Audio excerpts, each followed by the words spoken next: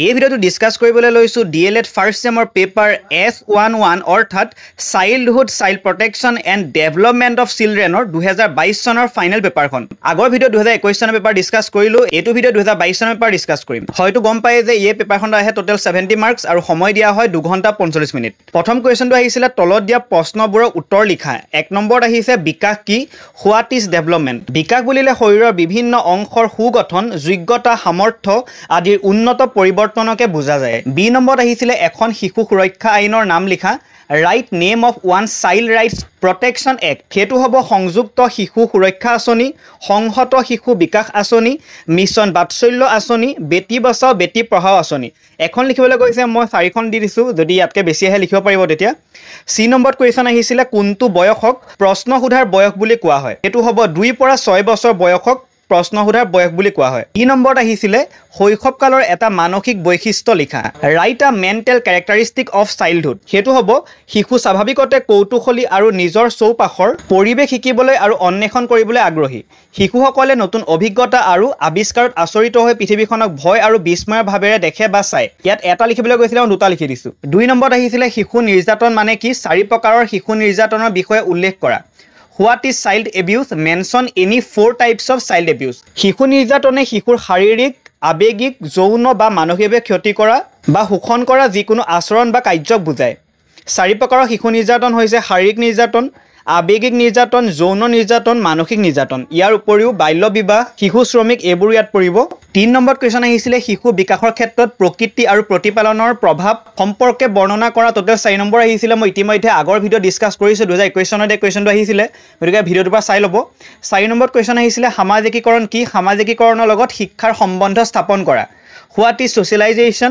Establish relation of socialization with education. Total 5 number আহিছে সামাজিকীকৰণ হৈছে কিছুমান গুৰুত্বপূৰ্ণ ঘটনা আৰু প্ৰতিক্ৰিয়াৰ অবয়ব যিবোৰৰ দ্বাৰা আমি এখন বিশেষ সমাজ আৰু আমি জন্মগ্ৰহণ কৰা উপদলত প্ৰচলিত বিশ্বাস আৰু আচৰণ আহৰণ কৰোঁ সামাজিকীকৰণ শিশুৰ সংজ্ঞানাত্মক ভাষিক কৌশলসমূহ তথা জৈৱিক আৰু পৰিবেষ্টিত পৰিৱেশৰ ওপৰত নিৰ্ভৰ কৰে সামাজিকীকৰণ আৰু শিক্ষাৰ মাজত এক ঘনিষ্ঠ সম্পৰ্ক আছে সামাজিকীকৰণ হ'ল ব্যক্তিয়ে সামাজিক নীতি নিয়ম মূল্যবোধ আৰু আচৰণ শিকাৰ প্ৰক্ৰিয়া আনহাতে শিক্ষা হৈছে জ্ঞান আৰু দক্ষতা আহৰণৰ আনুষ্ঠানিক প্ৰক্ৰিয়া বিদ্যালয় হৈছে সামাজিকীকৰণৰ এক প্ৰাথমিক স্থান বা অভিকৰণ য'ত শিশুৱে শিক্ষক সমনীয়া আৰু পাঠ্যক্ৰমৰ পৰা সামাজিক দক্ষতা মূল্যবোধ আৰু নীতি নিয়ম শিকে শিক্ষাই ব্যক্তিৰ বিশ্বাস মনোভাৱ আৰু আচৰণক সমাজৰ নীতি নিয়ম আৰু মূল্যবোধৰ সৈতে সামাজিক কৰি তোলে তাৰ লগতে শিক্ষাই যোগাযোগ সহযোগিতা আৰু সংঘাত সমাধানৰ দৰে সামাজিক দক্ষতা বিকাশত সহায় কৰে শিক্ষাই এটা প্ৰজন্মৰ পৰা আন এটা প্ৰজন্মলৈ সাংস্কৃতিক মূল্যবোধ বিশ্বাস প্ৰথাৰ সংক্ৰমণ ঘটায় পাঠ্যক্ৰমৰ জৰিয়তে আৰু শিক্ষক ছাত্ৰৰ সম্পৰ্কৰ জৰিয়তেও সামাজিকীকৰণ সম্ভৱ পাঠ্যক্ৰমৰ বিষয়বস্তু আৰু সামগ্ৰীয়ে ছাত্ৰ ছাত্ৰীৰ সামাজিক বিষয় বৈচিত্ৰ্য আৰু অন্তৰ্ভুক্তিৰ বিষয়ে বুজাবুজি গঢ় দিব পাৰে লগতে ছাত্ৰ ছাত্ৰীক সামাজিকভাৱে মিলিত কৰা আদৰ্শ হিচাপে কাম কৰা আৰু তেওঁলোকৰ সামাজিক আৰু আৱেগিক বিকাশত প্ৰভাৱ পেলোৱাত শিক্ষকসকলে উল্লেখযোগ্য ভূমিকা পালন কৰে শৈক্ষিক পৰিৱেশত সমনীয়াৰ পাৰস্পৰিক ক্ৰিয়াই সামাজিক দক্ষতা মনোভাৱ আৰু মূল্যবোধক গঢ় দিয়ে সামৰণিত ক'ব পাৰোঁ যে সামাজিকীকৰণ আৰু শিক্ষা আত্মসংলগ্ন ব্যক্তিৰ সামাজিক দক্ষতা মূল্যবোধ আৰু বিশ্বাস গঢ় দিয়াত শিক্ষাই উল্লেখযোগ্য ভূমিকা পালন কৰে 5 নম্বৰ কোৱেশ্চন আহিছিল পাৰ শৈশৱ কালত ভাষাৰ বিকাশ কেনেদৰে হয় How does language development occur in early childhood? ইয়াত টোটাল 3 নম্বৰ আহিছে আৰু শৈশৱত ভাষাৰ বিকাশ জন্মৰ পৰা প্ৰায় 5 বছৰ বয়সলৈকে একাধিক পৰ্যায়ৰ মাজেৰে যায় হেয়া হ'ব কান্দোন কলকলনি কণ্ঠৰ খেল ইংগিত প্ৰথম শব্দ শব্দ ভাণ্ডাৰ সম্প্ৰসাৰণ দুটা শব্দৰ বাক্যাংশ সৰল বাক্য ভাষা সম্প্ৰসাৰণ হেগিটা দিয়া হৈছে হেগিটা অলপ বহলাই লিখা আছে চাই ল'ব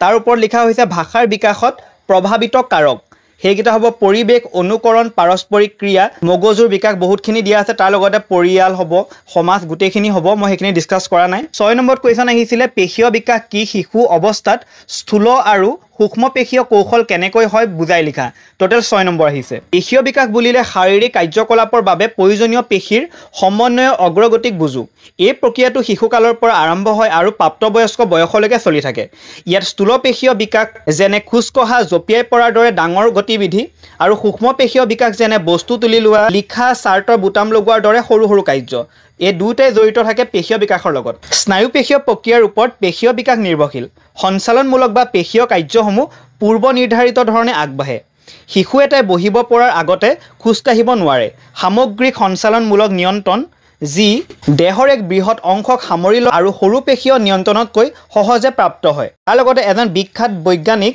শ্বিৰলেয়ে মত প্ৰকাশ কৰে যে 5টা স্তৰত সংঘটিত হয়। প্ৰথম স্তৰত শিশুৱে দেহৰ ওপৰ ভাগক নিয়ন্ত্ৰণ কৰিব পাৰে। দ্বিতীয় স্তৰত শিশুৱে দেহৰ মধ্য অংশক নিয়ন্ত্ৰণ কৰিব পাৰে। তৃতীয়, দেহৰ সঞ্চালনৰ ক্ষেত্ৰত শিশুৱে বিশেষ প্ৰচেষ্টা চলায়।